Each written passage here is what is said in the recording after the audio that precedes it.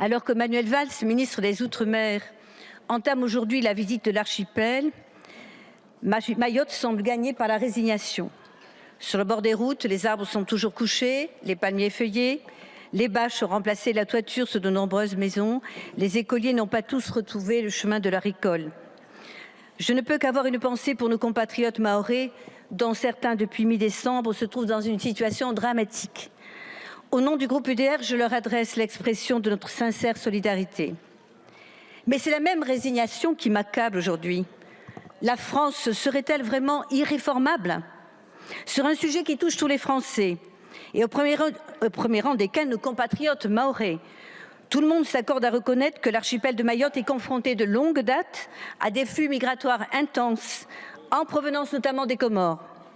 Face à cette situation, une loi Macron du 10 septembre 2018 a déjà restreint le droit du sol, en prévoyant que pour obtenir la nationalité française, il fallait qu'à la naissance de l'enfant, un des parents réside régulièrement en France depuis au moins 3 mois.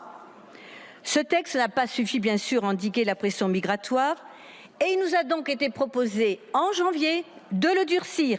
C'est ce que nous avons fait. C'est ce que nous avons voté à l'Assemblée nationale le 6 février 2025, en rajoutant les conditions suivantes. Qu'il n'y ait pas un, mais 2 parents qui résident en France depuis non pas 3 mois, depuis 3 ans, d'un amendement UDR de Sophie Ricoeur-Virginie. Et patatras, alors que tout avait été voté à l'Assemblée, le Sénat, avec un courage magnifique, a décidé de tout annuler pour arriver au texte ridicule d'aujourd'hui. Quel est le texte qu'on vous propose? On revient à la case départ. Condition, il suffit qu'un parent réside en France, non pas depuis 3 ans, mais depuis 1 an. On a donc gagné 9 mois, le temps d'une grossesse. Tout ça pour ça. Autant ne rien voter, assumer devant les Français le règne de l'immobilisme. La question que je me dois de poser aujourd'hui dans cette enceinte, pourquoi on me dit que le Sénat a eu peur de la censure du Conseil constitutionnel? À quoi servons-nous? À quoi servent les députés? Ce n'est pas moi qui le dis, mais une députée socialiste lors du débat sur le narcotrafic en disant « À quoi servons-nous si la loi doit être dictée par le Conseil constitutionnel ?» La question qui se présente à nous est la suivante. Au sein de cette Assemblée, à Paris, en métropole, sommes-nous à la hauteur du patriotisme extraordinaire des Mahorais, de l'attachement et de la confiance sans faille qui vaut à la France? Comment mettre fin à ce mépris insupportable qui affecte profondément les Mahorais? En prêtant enfin attention à leur voix reprise par leurs députés encore tout à l'heure, à leurs revendications légitimes, dont la principale est précisément la lutte contre la submersion migratoire de leur île. Un phénomène que Monsieur le Premier ministre, François Bayrou, a reconnu à plusieurs reprises en début d'année. Depuis 2019, d'après l'INSEE, la majorité des résidents de Mayotte sont d'origine étrangère. Au moins 3/4 des naissances résultent de l'immigration comorienne. Alors comment fermer les yeux face à cette anarchie migratoire? Cette situation préoccupante, vous l'avez entendu, déséquilibre l'île sur le plan social, sur le plan économique, sécuritaire, mais aussi environnemental.